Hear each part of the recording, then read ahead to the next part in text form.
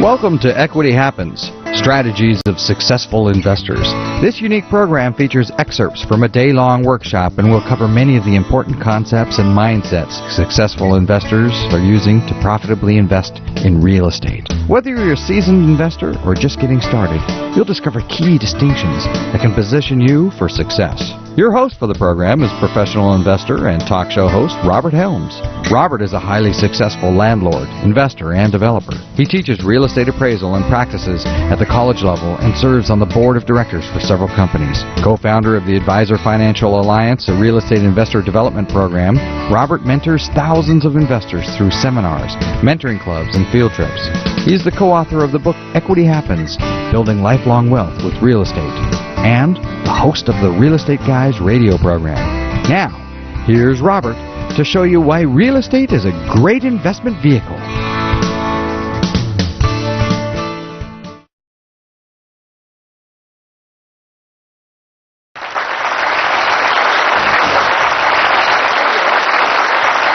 Lots of people say they want to own more real estate, and you know what they're doing this morning? They're still sleeping. You guys got up early, you got here, you made it on time because we're videoing today, and that already says a bunch about you. Guess what happens when we do a free seminar, and there are a couple things we do a year that are free. We get a whole bunch of people that sign up and they say, I'm going to be there, you bet, I'll see you there, I'll be at the seminar, and then the seminar comes and goes and they weren't there. As Mr. Rohn says, Jim Rohn says, well, the birds got them. Right? We don't know why that is. As soon as we put a price tag on the seminar and you had to write a check or use your credit card, you become a lot more likely to be here. And guess what? Today, almost everybody's shown up. Now, are a few people going to be late? Well, yeah, that always happens. A few people are going to be late because life happens, but a lot of stuff happens as you learn today. But I'd like to congratulate you for being here, and I have a question for you. Here's the question. How many of you came today because you want to learn more about real estate?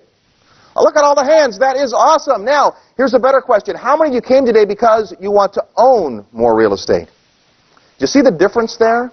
A lot of people want to learn about real estate, but guess what? Education is not enough. It's not enough, as I talked about earlier, just to learn. Education's important, right? You got to learn. You got to know something about it. My friend Todd Barnhart wrote a book called The 5 Rituals of Wealth. And in that book, Todd says there are no successful financial illiterates. Meaning that people get good in the money game, understand the game they're in. They understand finance. If you're going to get good at the real estate investment game or the real estate investment business, you need to have an understanding about it. So education is truly important, but education is not enough. We have this syndrome called paralysis of analysis, right? We get these people that come to our seminars, and we love these people. We call them groupies. And what they do is they show up to everything. They show up to our classes at the college. They show up to our seminars. They listen to our radio show every week. They know the formulas. They have calculators. They've learned. They've studied. What aren't they doing? Buying anything. And if you don't ever buy anything, how much are you going to profit from real estate? None. And you know what I love? I love all these no money down guys, right? No money down. There's no money down. First of all, can you buy real estate no money down? No. No, you can't. You can't buy real estate no money down.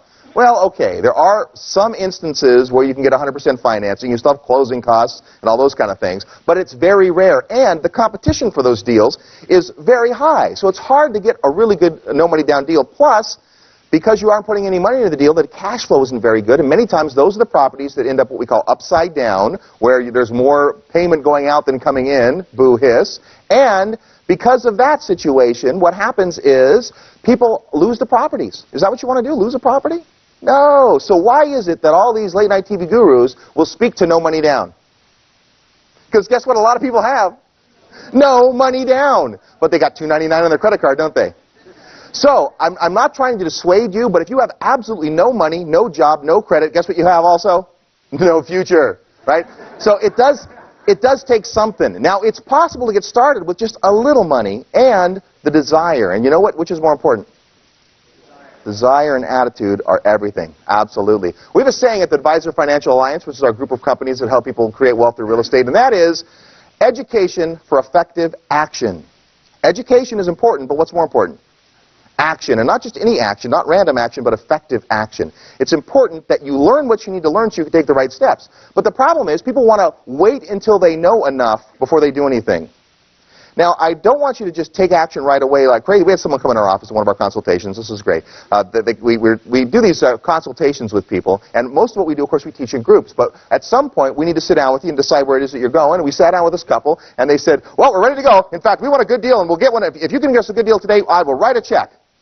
Who's looking for a good deal? Who's looking for a good deal? You guys all want good deals, right? That kind of goes without saying. Well, we had to kind of slow them down a little bit, say, whoa, back the horse up. Listen, you can't just write a check until you understand what real estate's trying to do for you, and that's a pretty important concept. All right, here's another question for you. Are you a consumer or are you an investor? And do you know the difference? See, most people that I see start in real estate investing are consumers who are suffering from an investorial seizure. They think they're investors, but the problem is they act like consumers. So what's the difference between a consumer and an investor? Well, here's one of the basic things. First of all, a consumer saves their money. They save, they hold on to what they have, and they don't want to let go of it. My hard-earned money. They put it in the mattress, they put it in the piggy bank, they save it, and they're very concerned about losing their money. An investor, on the other hand, invests their money. They don't save it and hoard it. They put it out there into the world so it can do some work. And if you put it out there in the world so it can do some work, it will come back, hopefully with friends. And then it's a bigger pile of money, right? Now, when people come through our consultation, they have different goals and different ideas and so forth. But everybody has a different perspective. Later on this afternoon, I'm going to talk about your personal investment philosophy. And what you want real estate to accomplish for you is probably very different from what the person next to you wants, even if that person is married to you or related to you, right? Sometimes we have to talk about those things. It's amazing how many husbands and wives come to the consultation process and they think they're on the same page, and so we start asking some of these questions. And we find out that they're not really on the same page, that it takes a little talking through to get that, right? I've got the, and I'm not married, but just a little word of advice from watching a lot of couples come through consultation. Life is short, do it her way. All right, so consumers think everything costs too much money. Do you know how much it costs to park at the airport? It's amazing how much they can charge for food and soft drinks. And here's my favorite, bottled water at the airport. Bottles of water at the airport are like $3.50, right? That's a lot of money for water. But when someone says something's expensive, that's expensive, here's what I want you to always say, either in your mind or out loud, either depending on the situation. When someone says that's expensive, or you find yourself saying, that's expensive, I want you to say this. Compared to what? Bottled water at $3.50 is expensive compared to dying of thirst, right? So I'm staying at a hotel in New York City and I want to get my suit pressed, and I go downstairs to talk to the concierge about getting my suit pressed. They say, Mr. Helms would be happy to handle that for you. It'll be $22.50. And I went, $22.50? I don't want to buy another suit. I just want to have this one clean. I go, do you know that my dry cleaner charges $7? And they said, yes, Mr. Helms. And how much would it cost for you to get there? Today you're going to hear from one of the guys that is on our real estate show quite a bit, and also is our attorney, Jeff Lehrman. He's going to talk about how to form entities. And Russ Gray, who you'll meet today, and Charlie Kraftler and I went to see Jeff Lehrman at a seminar he was giving, and it was 10 minutes before it was time for him to start, and we pulled into the parking garage next door to the hotel, and Russ had driven that day, and he used to have this big old Suburban, right, this big old fancy car, because we like to carry around a lot of stuff, right, and he pulls into the thing, and the guy wants $35 to park the car for an hour and a half. And we're like, $35? And all of a sudden, we all break into consumer mindset, right? Well, I know, we'll go around the street, we'll see if we can find a parking space, or maybe we can find a cheaper garage. And I'm going, you guys, the seminar starts in 10 minutes. Which is more important, us saving $5 or $10 in parking, or us being there before Jeff's seminar starts, getting a chance to say hello, meeting some of the people, and being relaxed in our seats when it starts? So, $35 was expensive, but compared to what? Consumers focus on the price. And what consumers do with their money, by the way, is they buy depreciating liabilities, things that go down in value over time, like big screen TVs and jet skis and those kind of things that seem fun but add no value to your life. What do investors spend their money on?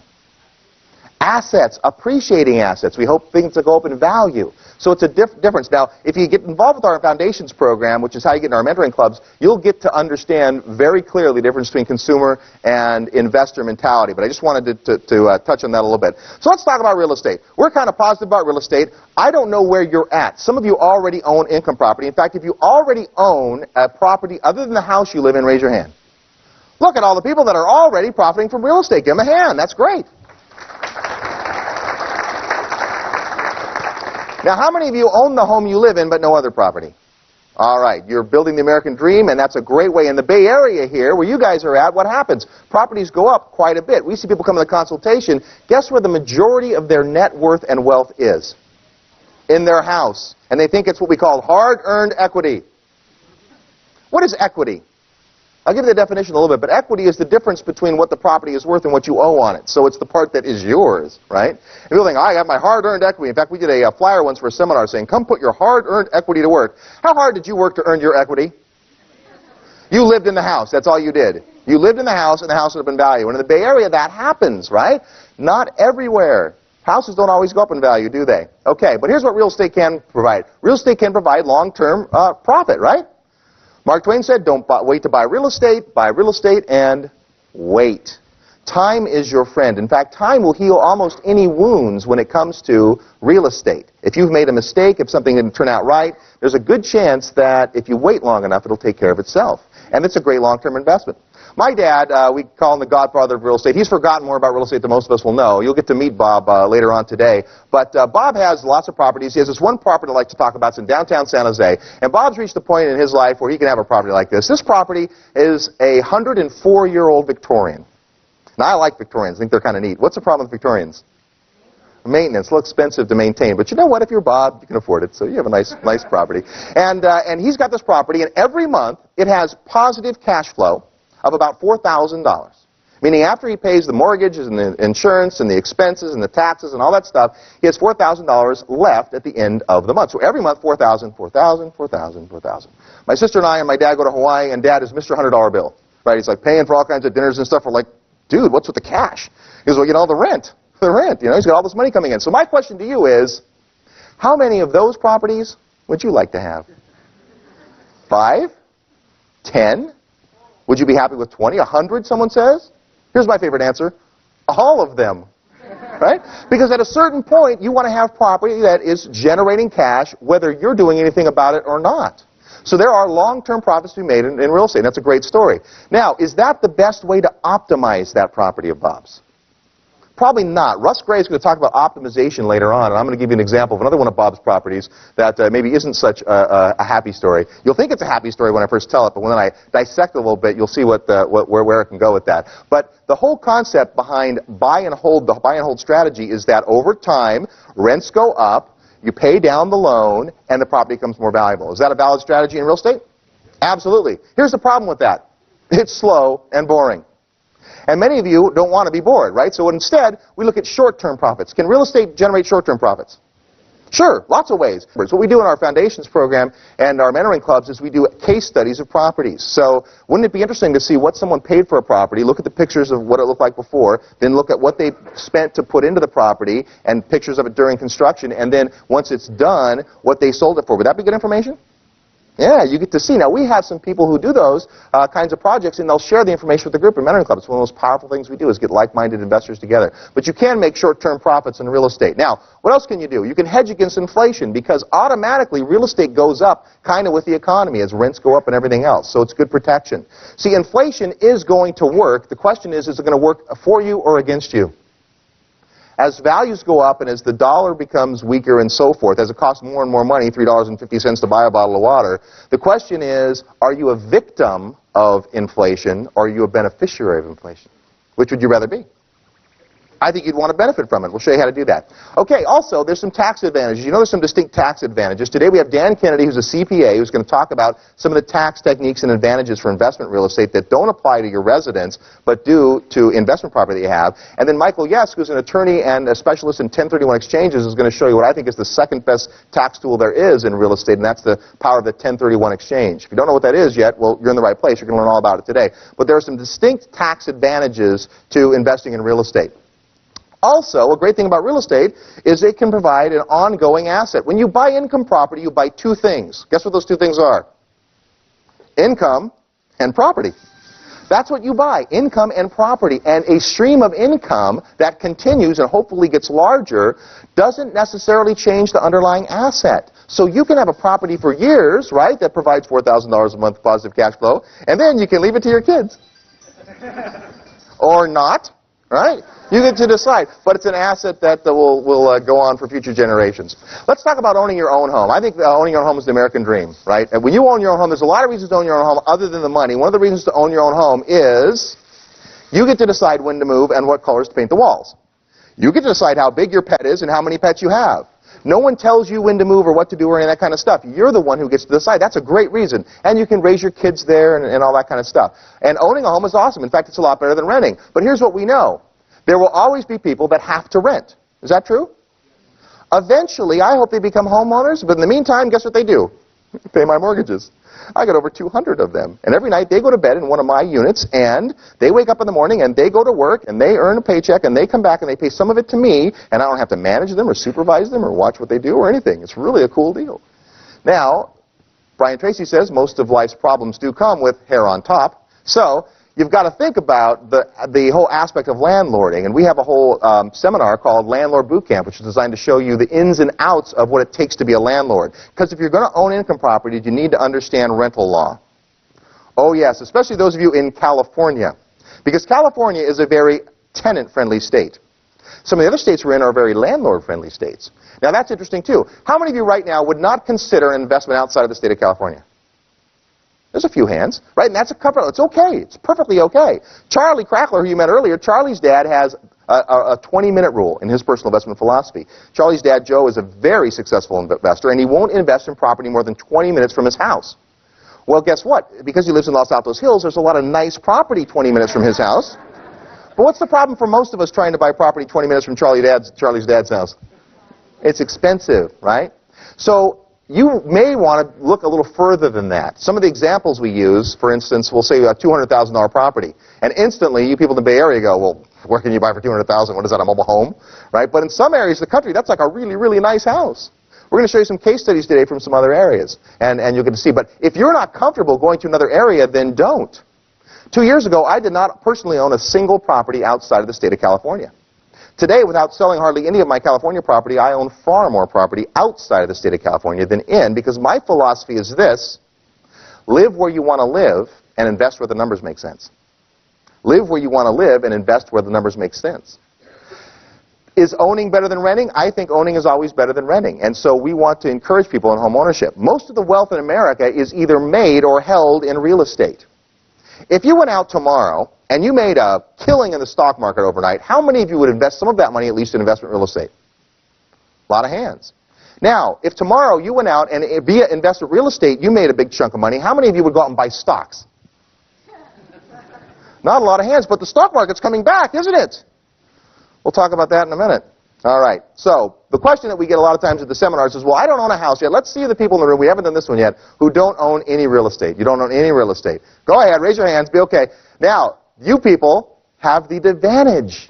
You have the biggest advantage because you don't have any bad habits yet.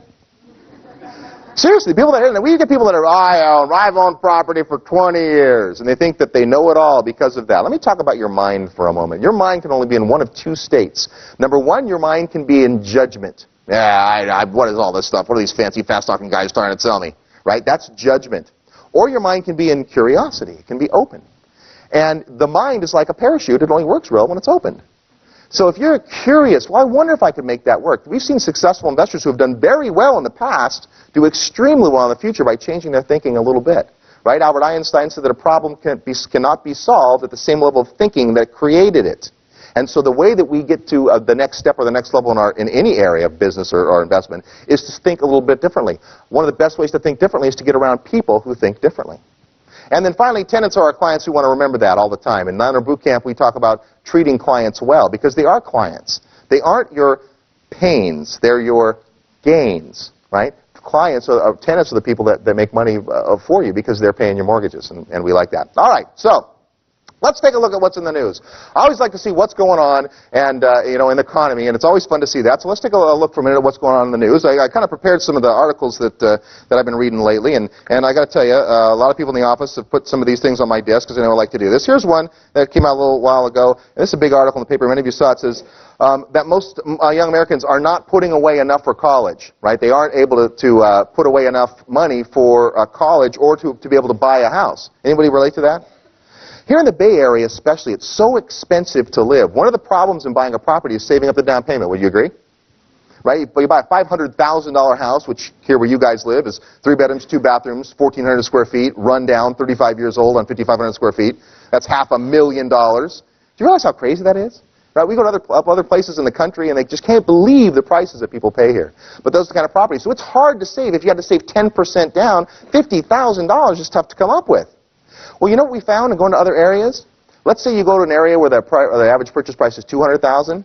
It is just as hard for those people to save $20,000 as it is for you to save $50,000. It really is. People tend to think that in their area everything's different, but it's not true. It's just all relative. So there's an interesting article. Here's one that came out, and this is, let's see, when is this? This is, today's paper. Couldn't find anything more current, sorry.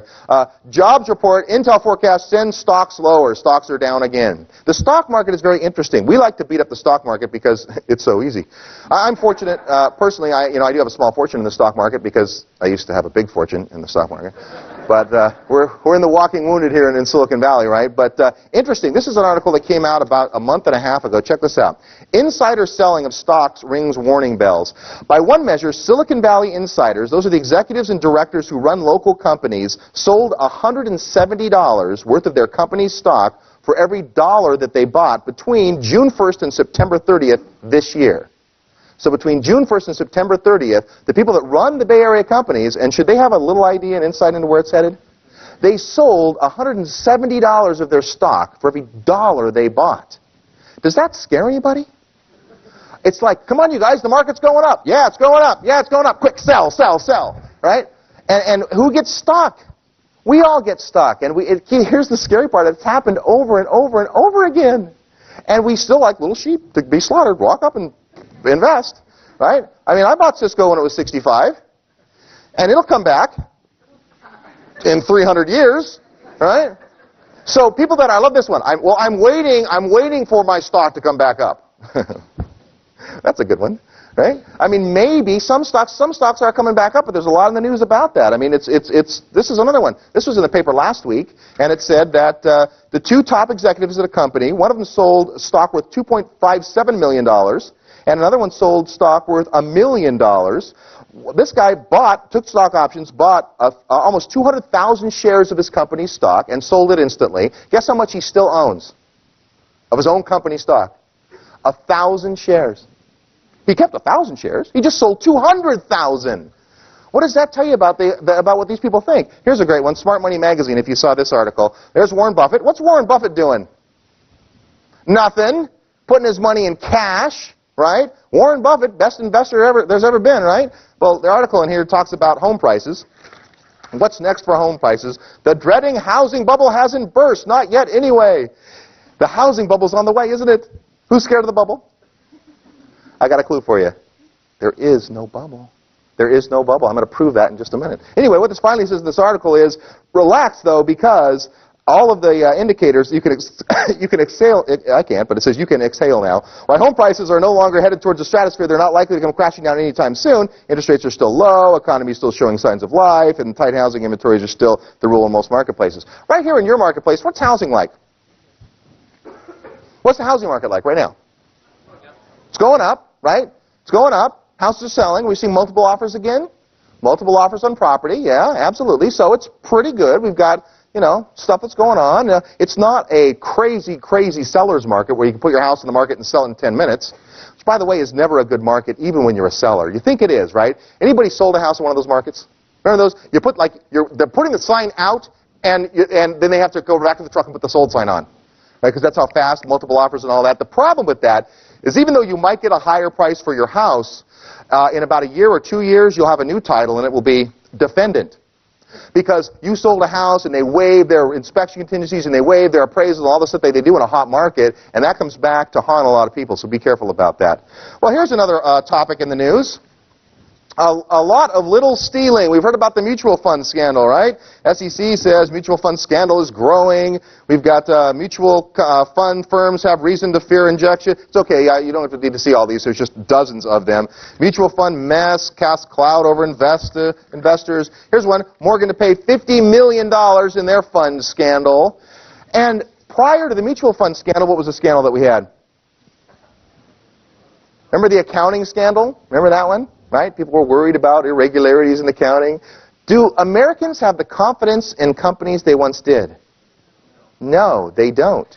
And nobody cares more about your future than who? Than you. And so what in the past we've been able to do is just hand over our retirement accounts and our investment portfolios to somebody. We can't do that anymore. We need to be in charge. What else is going on? Well, let's talk about real estate. I always like to talk about that. The Bay Area office market is suffering. It's Santa Clara County, likely the worst in the nation. Here's that's office space, right? You know, you see a lot of these see-through buildings and stuff, right? You're driving down 101 and there's that Excited Home building. What a great building that is, right? It just happens to be empty.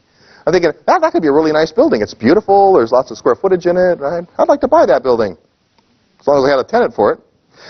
Bay Area apartment rents flat in third quarter. How many of you own rental property right here in the Bay Area? How are your rents? Sorry to bring it up.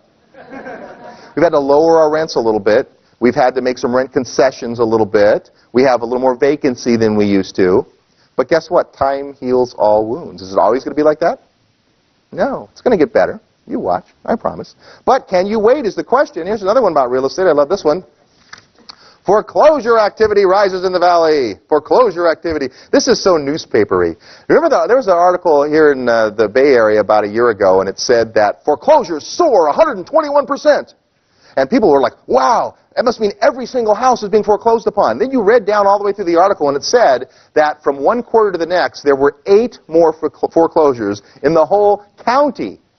So the media blows everything out of proportion. In fact, the media is always reporting the negative side. Most newspapers run 6 negative stories about real estate for every 1 positive story, even in great markets.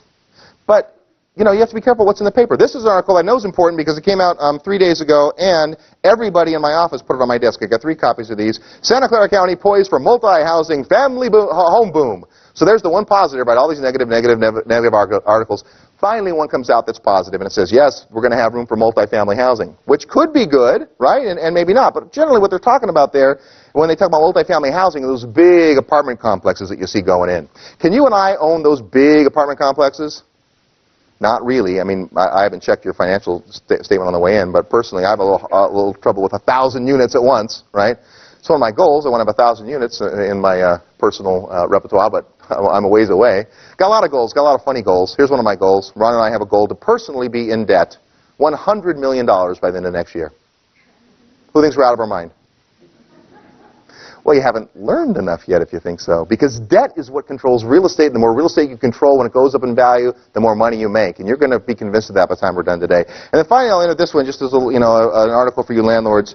$6 million awarded against a landlord because a 9-year-old boy was badly burned when he was trying to warm his hands over the stove because the heater didn't work.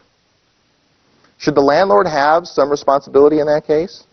Yeah, probably so. Should the landlord have $6 million worth of responsibility in that case?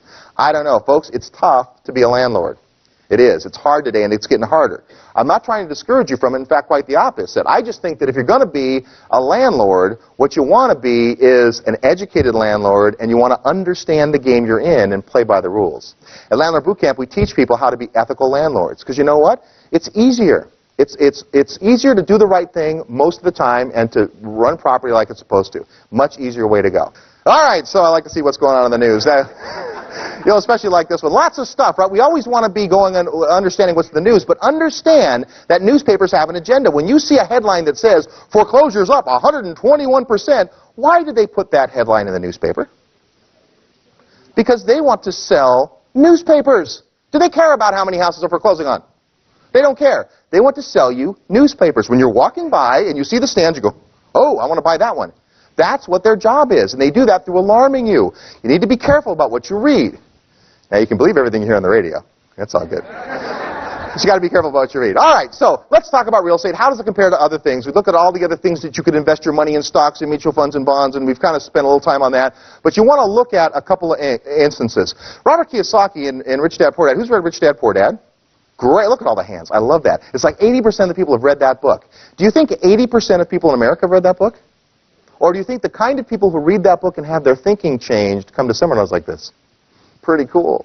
So in that book, he says that you should invest, maybe it's not in that book, but Robert Kiyosaki does say that you should invest in things that, number one, banks will give you the money to buy, and number two, you can get insurance on. If a bank will give you the majority of the money, 80% of the money, to buy the asset, and you can get insurance on it, then it makes good investment. So ask yourself, how many of these things will the bank give you money to invest, the lion's share of the money, in fact, and let you have insurance on? Unless it's already insurance. So why is real estate best? Let's talk about the reasons I think real estate is best. There's a whole bunch of them. Today you'll learn about the 4 ways that we make money in residential income property. But the first one, and the big one, is appreciation. Here's what happens to real estate. Properties go up over time. They become more and more and more and more valuable. And we've seen this happen. Now, how much do you think, on average, in the United States, how much do properties increase in value every year? 6%? 5%? 5 here? For years, I've been saying, 5 or 6%. Well, that was good enough for me, but it wasn't good enough for Russell's spreadsheet Gray. So Russ went back and researched this and figured out that from 1968 to 2000, the average increase in value was 6.19%. So 6.19% is the average. Well, that seems about right. But wait a minute. What does the stock market increase on average? Don't count the last couple of years, but on average, what does it go up? 11 to 12 to 15%. It goes up more.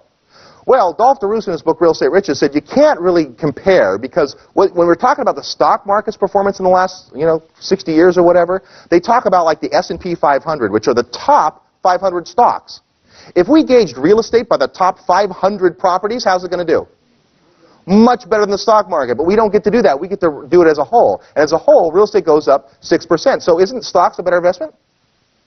Well, no, because we got a lot of cool stuff that goes on. In fact, one of the great things about appreciation is that as time goes on, you have more and more and more of the property that belongs to you. That's what we call equity. And the truth, and one of the great truths in America, one of the best things you're going to hear today is that equity happens.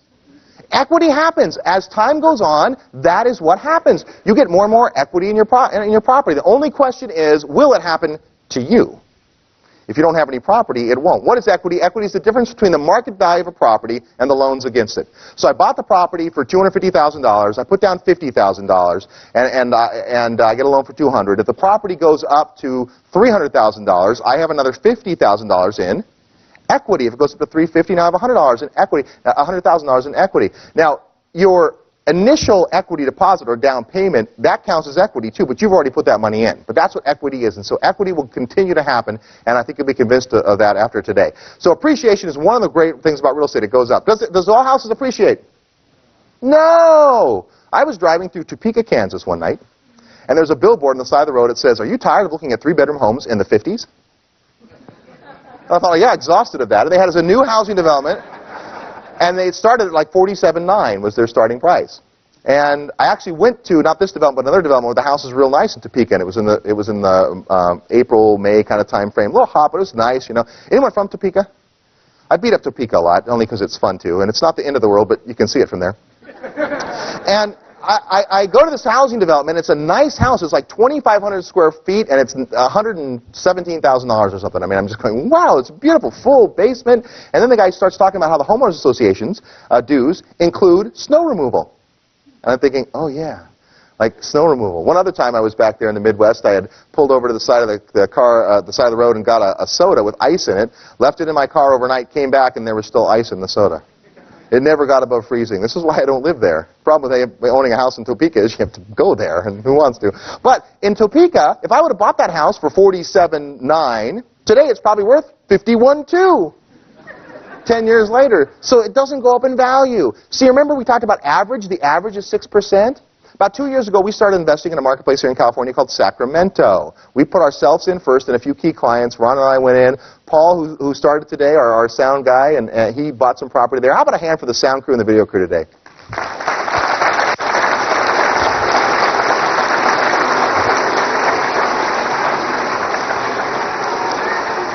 All right, well, they're not that good, but they're talented. Anyway, Paul's done sound for our seminars for a couple of times. We did this seminar, and he came and said, well, what about me? Like, could I put some property in? So Paul, who you saw standing on stage in the warm-up this morning, how many of you would rent to Paul? Not too many hands. Sorry, Paul. The question is, how many of you would Paul rent to? See, Paul owns property. We talked about earlier, should you own an investment property or a house you live in? Paul is a renter here, and he owns property in Sacramento. that property's gone up in value quite a bit. If I have time today, I'll tell you that story because it's a fun story. But property goes up in value, and Sacramento went up really well. We put clients in, many of the people in the room actually are either from Sacramento or bought property there, and those are the ones that you can tell are smiling, because last year, Sacramento was the #1 appreciating marketplace in America. Is it good to invest in the #1 appreciating marketplace in America? Yeah, are you always going to be able to do that? Now here's a question for you. Do you think that we went up and put a bunch of people into Sacramento property and then by some coincidence it went up in value? Or do you think that my company spends its time researching areas that are going to go up way above average? I don't know. You decide. See, here's the thing about average. Average means half the markets are better and half the markets are below. Do you know that more than half? Let's do this. Here's averages for you. Right now, half the people in this room are below average intelligence. For this room, right, half of you are below average intelligence for the room. Is that true? That's a statistic for you. Look at averages, and they're only averages. Appreciation, though, the way that we do better than the 6% is we do a little research and a little study and a little due diligence, and we find markets that we expect will have better appreciation. Not necessarily the best in the nation, but pretty well. All right, what else? Leverage. This is a great positive benefit about real estate. In real estate, you don't have to have 100% of the money to get the asset. You control the asset for a portion of the value. So rather than have to have all of the money to buy a property, I can have just a part, a down payment, say 20%. What if I put 20% down on a $250,000 property? $50,000 controls the asset. Now, if the $250,000 property goes up to $300,000, how much of the $50,000 in gain does the bank get?